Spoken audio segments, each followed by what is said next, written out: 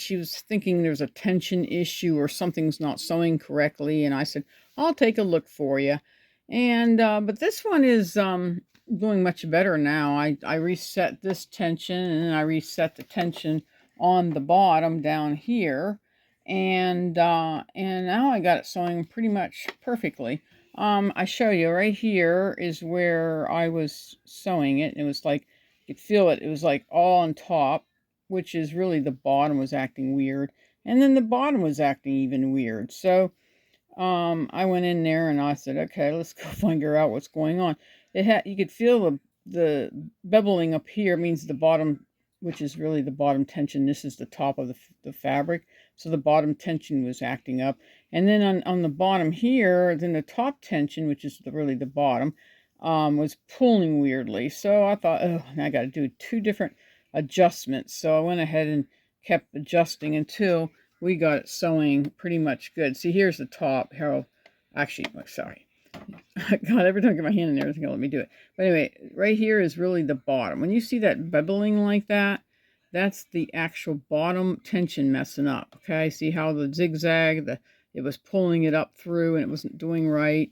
And even though it looked like it was sewing correctly on the bottom, it really wasn't. And this here is the issue the top was having. So because this is really the bottom and this is the top tension. So when I was working with that, I noticed after I adjusted the bottom, now I had it sewing, I mean, not just the bottom, adjusted the top, which was really the bottom tension, which I adjusted. And then I got it sewing perfectly from the top. Then I looked at the bottom and said, okay, now the top tension was still a little off. Because when I was doing this, I noticed it wasn't pulling right, and then you could see that. So then I thought, okay, we have to adjust this. So that's where we're at now. So we already just got adjusting everything, and I notice I'm sewing much better. But we'll check it again to make sure because I let it sit for the weekend. Anyway, for now, we're going to talk about the sewing machine. It can do all these stitches right here. And a lot of people always ask me, how do you get to these stitches? And it's actually on here. You see this little S right there? To get to these little interesting stitches, you want to put it on S, okay? And then you come over here, and then you adjust it to where you want to go. So you got like this one for B, if you have it on in like your length here, and B, okay? That's B, okay? Then if you want to do this double stitching, then you move this guy to S right here, S, okay, minus or plus. Minus meaning that you want it smaller, plus means you want it a little bit wider. But anyway, that is your thing, your selector here to select all the extra secondary stitches. So people ask me that all the time. If you have your manual or get a download, it'll explain how to go do that, okay? These little stitches right in here. These stitches right now is where we're at. We're working on with these ones here. We're not going to work with these ones, okay? And this one has a really nice little handle for carrying, which is nice. It has the 2 little spool things in the back. I put a small spool on. This is her rewind, and it's in perfect condition. When I do a deep cleaning, I inspect the 4 points of the sewing machine. People always ask me, what are the 4 points of the sewing machine? This is 1, this is 2, this is 3, and this is 4. Okay, the difference between this is motor and belt is here. Okay, rewind, your bobbin is here and checking all the little controlling things in through here. And then up in here, your uptake in the area of your tension, this area, and your light bulb. And then over here is your bottom and what is going on down there, okay? Everything in the middle usually falls apart, like so when you cut it in 4s, you find out what's going on in each 4 points. That's what a 4-point inspection is. Let's see here. I think that this doesn't come off. A lot of them open up here, but this one didn't do that. They have a screw right here, and I opened it up and took a look, and everything looks fine.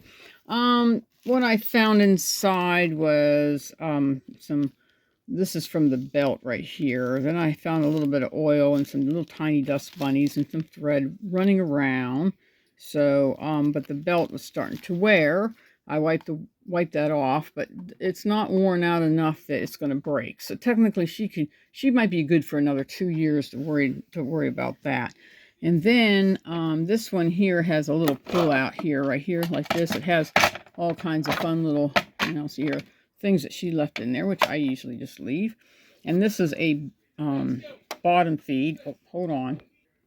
Okay, let's see here. I had a husband singing in the background. We don't want that. Anyway, so when you got to look at this machine, this thing here has a bottom feed, if I can get it open. And sometimes it won't open. It does open. Clean that all out. And this is your bottom feed. And this is to, when you want to drop your feet to do embroidery or free sewing. Okay, so put this back together here. Like this. Yeah, I still have a little bit of tape residue to get off. But that's the outside. And I don't clean that until I get ready to get the lady to come pick up her sewing machine. When she does, then I will clean the rest of that sewing machine. This is your bottom tension for the bottom of your material, okay? And your bobbin area where your bobbin casing's at is your top tension, okay? And this is your stitch selector right here with your stitches right there. This is your reverse. This is your length right here, okay? A lot of people say, well, what about your width? Well, when you do this here, you got a width indicator where you're doing zigzag. But most of the time, if you're doing the secondary stuff, you're going to be messing around with that S and then the plus and the minus and plus area.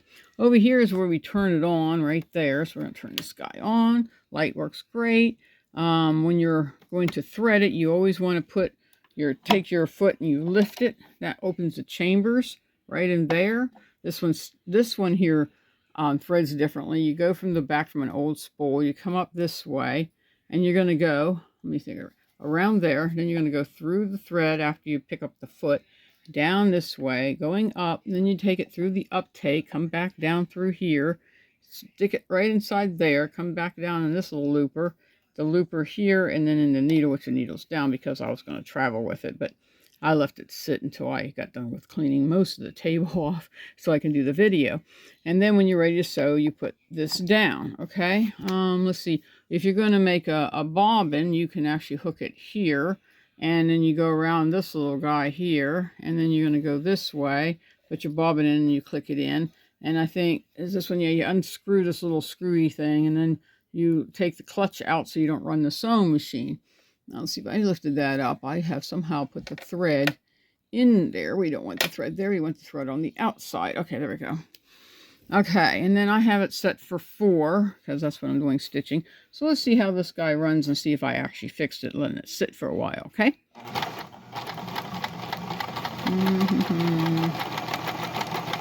All right, what's going on here? Got a piece of thread. See those tails right there? See that? It was grabbing hold, so it was driving you nuts. Make sure you trim off your tails. All right, let's see how this one sews. I'm going to put it in reverse over here. Push the button down. Reverse it. Forward.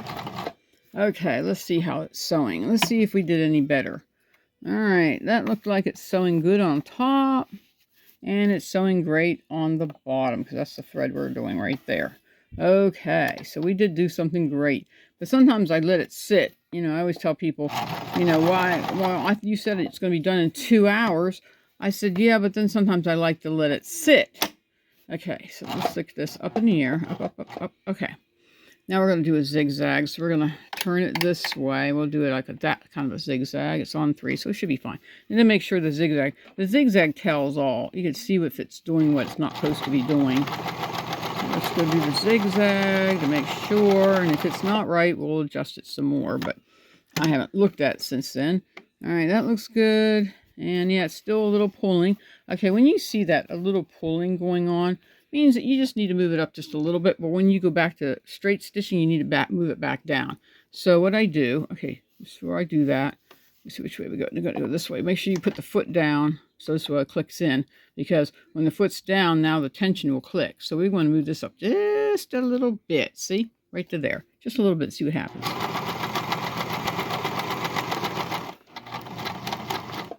Okay, now we'll see if it did any better. There's that. And there it is. And it's not doing it no more. See it right there? It's not pulling. So sometimes when you're doing a zigzag, you might have to go a little bit heavier on your tension. And when you go back to straight stitch, you want to move back to where you had it, okay? Because a lot of people get all upset and they go, well, it's still not sewing correctly. Well, it all depends what you're trying to do. So like here, we're going to do this. We're going to swing it around and go to this side. So we're going to swing this around, go this way. Watch those tails. Oh, I hate those things because they always get in the way when I'm trying to do something. Because they try to grab down. Thank you. And now we're going to go back to straight stitch. So when you're doing going back to straight stitch, we're going to go back to B. We're going to do back to straight stitch. We're still on 3. And now you're going to move this back to where you had it. Now the foot's down, see? And then you're going to put it back to 4 because that straight stitch is better there. Because if you didn't, it would be pulling, and we don't want it to pull. So now we know we got the machine running perfectly fine. Okay, so here it is. There's the stitching we just got done. Let me bring it back this way. Yep, still doing good. All right.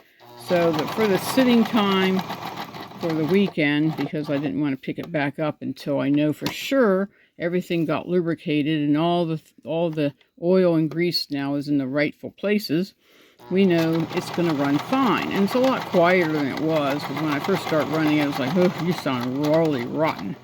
But anyway, I'll probably give her another. This is the one. I'll give her both of these from what it was doing to this one to where it's now sewing correctly. And then I'll put another one on here to give it to her so she can see it is sewing correctly. And I'll do more stitches then too. And reverse it for the fun of it. Back it up. Right there. And then we're going to stop it halfway in the middle. Like this, so we can get it to look like it's ready to be picked up. But I got to give it a good disinfectant and cleaning. But overall, that's a really nice sewing machine. It's so nice to know you get another sewing machine up and running again. And people are going to be so happy to see the machine is running. And do you have a sewing machine like this? I mean, I don't really see very much of this one. I don't see this much of this one because this is the first time I actually seen one like this. I do see a lot of these, but they're all different kinds. You know, big, huge quilting ones that people bring me to a one that had a computer written like over this way, which I don't do the 4 points with that one because I just like leave this part out, but I check the motor, I'll check this section, and I'll check this section because where the computer's at, I stay away from that because I just rather be safe than sorry. Anyway, but I'd love to hear from you if you own one, where you found it, or like to tell me what you like to sew, clothing, curtains, quilts, I don't know, whatever you enjoy. But anyway, hope you guys have a blessed day, and I hope the customer gets something out of her video. And if you watch the video, I hope you get something out of the video. The next thing now is to clean all the tape and residue off of the darn thing, so it's all disinfected and clean for the person to pick it up. Anyway, have a blessed day. Talk to you guys later. Bye-bye.